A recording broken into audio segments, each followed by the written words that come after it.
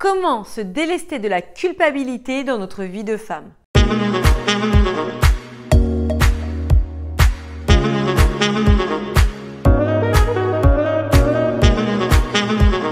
Bonjour mesdames, j'espère que vous allez bien, que vous avez la forme et que vous avez toujours ce désir de faire en sorte que ça fonctionne pour vous, de faire en sorte d'être heureuse, d'avoir une paix d'esprit, une grande quiétude, d'avoir cette confiance en vous qui va faire que vous puissiez embrasser votre vie comme il se doit. Ici Samantha Porpiglia, votre experte, votre coach en relations amoureuses, mais aussi en développement personnel au féminin.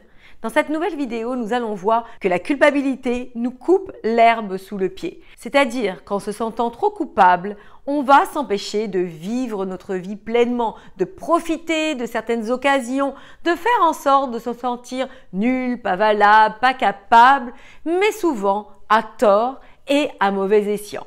Mais avant de commencer, n'hésitez pas à liker mes vidéos, cela m'encourage dans mon travail, à partager à une amie, une sœur, une collègue sur vos réseaux sociaux afin que mon travail puisse impacter d'autres femmes et les aider aussi dans leur cheminement personnel. À vous abonner à cette chaîne pour être sûr de recevoir mes boosts de motivation. Donc, comme je vous le disais, cette culpabilité peut nous réfréner et nous empêcher d'être celle que l'on est. Souvent à mauvais escient, souvent infondée.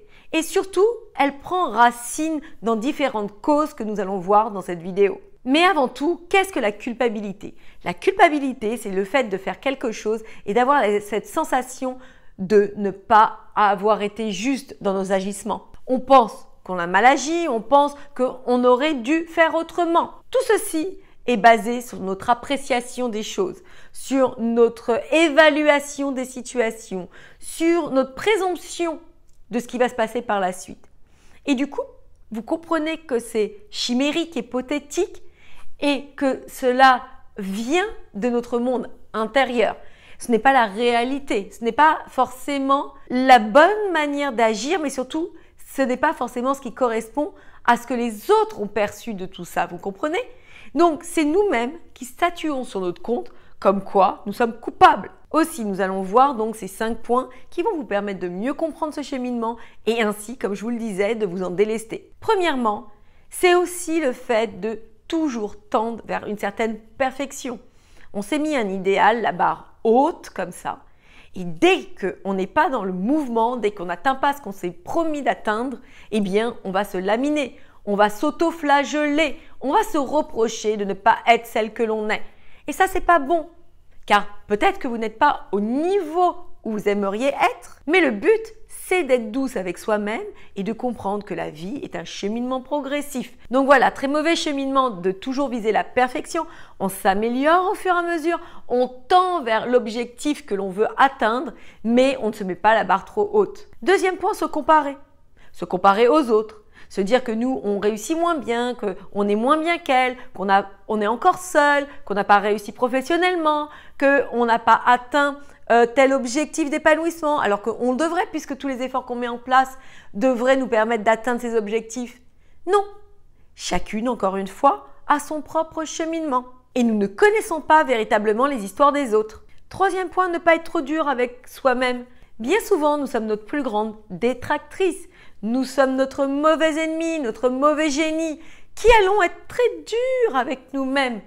Et du coup, ça nous met une pression énorme. Et en soi, encore une fois, il n'y a pas besoin d'avoir de pression. Il y a besoin de faire des petits efforts au quotidien pour nous acheminer vers notre meilleure version. Quatrième point, nous avons ce syndrome de la gentille petite fille. Écoute bien, rentre dans le moule, ne fais pas de vagues, etc., etc.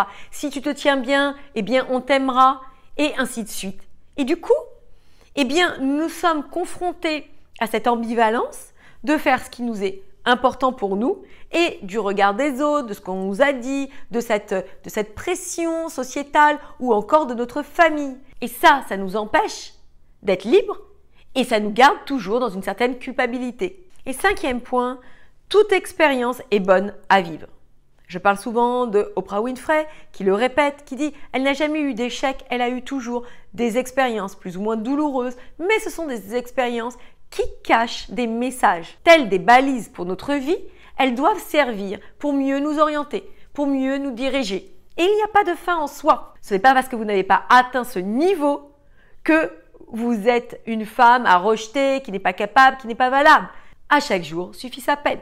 Voilà mesdames, j'espère que cette vidéo vous aura donné du baume au cœur, un boost de motivation et pour vous permettre de comprendre que rien n'est statué, que vous pouvez toujours faire ce que vous voulez pour vous acheminer positivement vers votre réussite. Je vous embrasse, je vous adore et je vous dis donc à très vite pour la suite de nos aventures.